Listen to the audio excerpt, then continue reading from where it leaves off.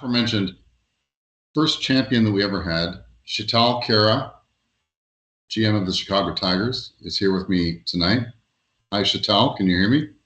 Evening. Yes, I can hear you. Good evening. Good to see you. Doing well. How are things in Chicago? Everything's well. We survived a... Oh, Mike, you better mute yourself because it's really distracting to hear the producer in the background. This is really loud audio. Sorry, Sheetal, I was reading your lips there. Sounded like you're having a great time. Yeah, having a great time, yes. Enjoying this finals. It's, I don't know, should I say expected or planned? I don't know. It's kind of interesting. I think at this point, you might as well say expected and planned. I will briefly mention that the other GM in the finals was well aware that we're doing a live stream tonight, even committed to the time. We all made schedules, and then he just bailed on us. So we won't be talking much about him at all. He's not giving us the time of day to show up, so we won't give him the time of day either. So it's all going to be about you, Sheetal. And I love it. I think, good. I think we're going to start out by going back in time. And I know we sent you some pre-screened questions here, but I've actually gone back in my history files and I can look at, did you realize that in 1999, there was only one team that took you to 7 games on the road to your first cup? Can you guess what team that was? Oh, I think it was the Crunch. I think, if I remember. It was not the Crunch. Oh. Wow. It was the team which the Grinder had predicted to win the series. Grinder's prediction in 1999: Rough Riders can't take advantage of Snow's terrible .891 save percentage. Fredericton moves on in 6. Fredericton did not move on. Wow. The Rough Riders took it in 7. Yeah, and by the way, that name, I was in a different time, different space. So the name just happened to be, and then Mike came up with the most beautiful logo. I had to just take it. So I was like, yeah. So obviously you didn't remember exactly how your road to the cup went, but you're right. You did defeat the Crunch in the first finals. It was 6 games. 6 games. 6 games. Before that, you beat the Gold Kings in the conference finals, 6 games. It was Express in 7. And your opening series was 5 games over the Steelers, the Hamilton Steelers, I believe. Wow. That's like 22 years ago, and I'm trying to remember. It's a long time ago. Yeah. Wow. I'm looking here. Your leading scorer in the season was Joseph Stumple, who was also the Yari Curry Trophy winner. I think he was the Yari Curry winner. Yeah. So that was your MVP. So things have changed quite a bit. I don't know. I'm going to look back to see if I actually predicted a Tigers win in any. I personally believed you're going to make it because I did. I totally saw you coming out of the first round. Now I can't imagine that I would have picked you in the second round. I don't think anybody did.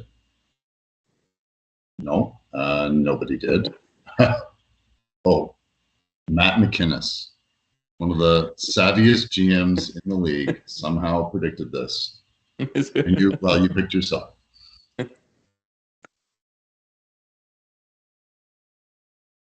Oh, excellent. I'll try to. Okay, so actually in the conference finals, quite a few people got on board with the Tigers. Over a quarter of the league predicted this could happen. I would say, yeah, I was not one of them. I predicted a Spartan sweep. So anyway, good on you for getting this far, Sheetal. This is pretty exciting. Thank you. I'm going to go back to my script here. I think I'm going to segue perfectly into saying, I think it's safe to say I'm not the only GM. There's a lot of GMs that are counting on you to prevent the worst, i.e. the Schooners, Eric specifically, from getting a 3rd straight title. Now, do you feel a sense of responsibility to the rest of the league, or are you you're blocking out the noise? At this point, At this point, I'm gonna block out the noise. I do have the similar distaste that everyone else may have, but I am also looking at the Schooners as a worthy component or opponent to this whole. I don't want to toot my horn before I can, but I'm just gonna block the noise out. That this is a game, 7 games that I got to figure out what to do here. So that's my plan right now. Or fewer. I mean, or fewer. If you could knock him out sooner, we'd all be happy. That's the thing. The Tigers have not gone to 7 games yet.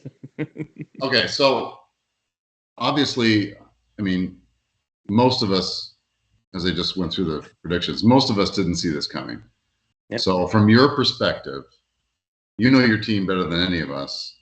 What have we all missed about the Tigers? What is the special secret sauce that you've got going? I mean, you don't have to spill any secrets just in case Eric does tune in later, but what are we missing? I am not too sure if there was an ingredient that made this happen, but I will say that I went out to go and better my lines. I started out at the beginning of the year, said, what am I missing from last year? Last year was a really good year. Kazim and I made a deal to get Logan Couture onto my team. And I realized that he was going to be a kingpin or the main point of my build. And I could franchise him as much as I wanted to. I think he's actually one of the best centers that I feel his ratings are not high, but he has a full game package. So that's why I said I will go with this. And I said, let's try to bring in some other players to kind of help him out. And not even just players on his line. I also said, let's go figure out how to make line 3 and line 4 better. And that's where I kind of felt I was lacking in the previous year, was I did not have full complete lines. I was always just throwing players out together, see what would happen. And lo and behold, a few good signings in the offseason, like with Subban. I brought back Hagelin being a underrated left winger. I think a lot of people, right winger maybe, I feel a lot of people just kind of walked over him, but he's actually one of the best plus minus guys. And I'm using plus minus as a good stat to measure people, but he was really good. So I added him into my team. He was an original Tiger before. I brought him back twice. No, this is the second time I brought him back. And a couple more defensemen. And I said, let's go with this and let's see what happens. And things started to gel. I was quite amazed that our team kind of gelled together. And that kind of made me feel that I have a playoff caliber team mid-season. So mid-season was very important. I saw it. Henry saw it with his power rankings, and he kept on bringing it up. No one listened, but he kept on bringing it up, and I had to agree with him a little bit. Felt really good. Well, and then obviously one of your big fans, the Norseman, made a trade with you at the deadline.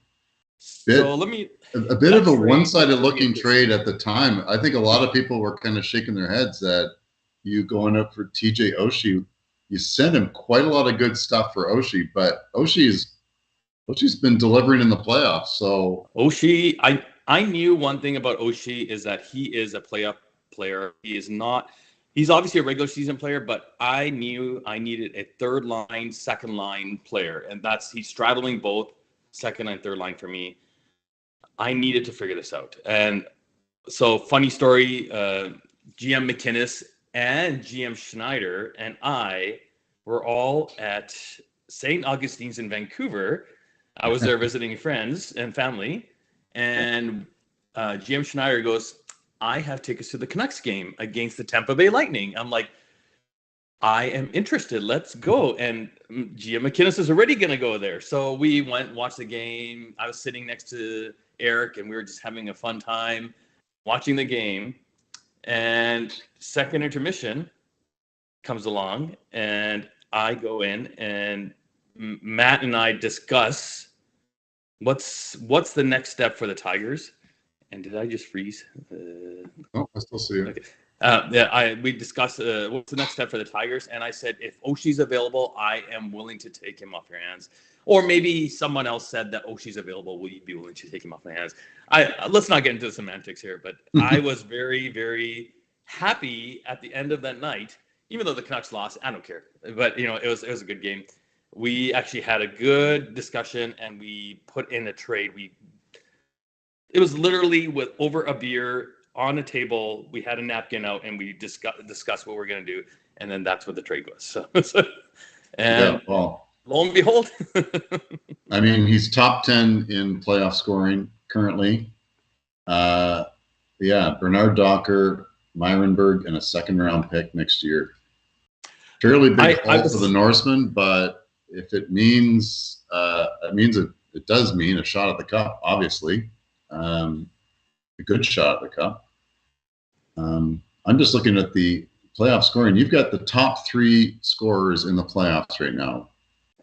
Yes, I think that's surprising amazing to me that is the way it is, but I guess it shouldn't be surprising based on the fact that you won your way to the final. So, I feel like that's a very good punctuation on this playoff right now, is that the top 3 scorers, even though it was unheard of that those 3 players could ever be top 3 scorers in any league, but I would give Fiala and the Coacher together, those 2 guys in the regular season produced like top 5 and 6 overall. So I was very surprised that they actually brought that into our playoff season. And even more surprising is that they went up against McDavid and Draisaitl and just shut them down. It's like I looked at Havana and I'm like, McDavid, we didn't do this. We didn't come up with a plan to stop McDavid that much, but we were able to stop him that much, and it was just wonderful to see, I guess. I see. Okay, well, according to Mike's script, I don't have any more questions for you, but I do have one question. Who's your starting goalie in Game 1? Is it Georgiev or is it Aiden Hill? I'm still debating. I still have a couple more days to think this through. Georgiev has been really a star. Like his GAA is really outstanding. I'm not gonna belittle Hill, because Hill's GAA. We went into some really high scoring games. As you can see, against the Revolution, it was like 5-6, 6-7. Like it was such high scoring games that I could not. GAA is out the window at that point. So I'm gonna have to decide this. I am not too sure. I think I better come up with like a better lineups, not better lineups. Just make sure that the lineups are accurate as I want them to play, or just go at it and just have fun. I think that's might be my motto. I mean, I'm all about the fun, but I just if you look at the ratings, it should be Hill. Yeah. I mean, but Georgiev is number 2 only behind Nova Scotia's Jack Campbell. Yeah, it's questionable whether Campbell actually gets to start either.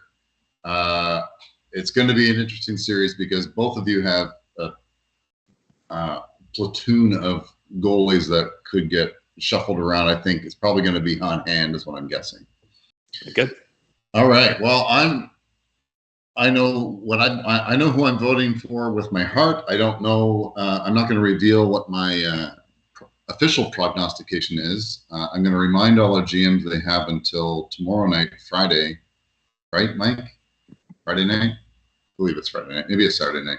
You don't have very much time to get your Smartitude picks in, whatever date it is. The task is in your MySSHL. Saturday night. Thank you, Mike. Voice in my ear. So the finals schedule has been emailed or will be emailed to you. They are very specific dates and times. Why is that? Oh, is that part of my script? Yep.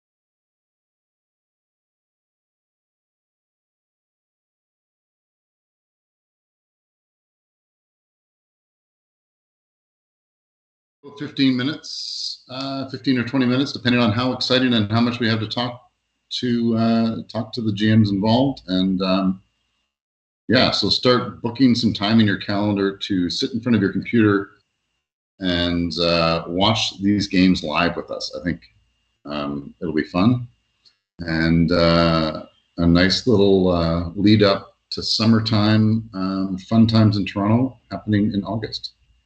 Not to be forgotten. Most of us are going to be live and in person pretty soon. So, all right, Mike says wrap it up. So I'm wrapping it up. Sheetal, thank you so much for making the time in your busy schedule to show up, as you know, fulfill your promise of being here for this live chat.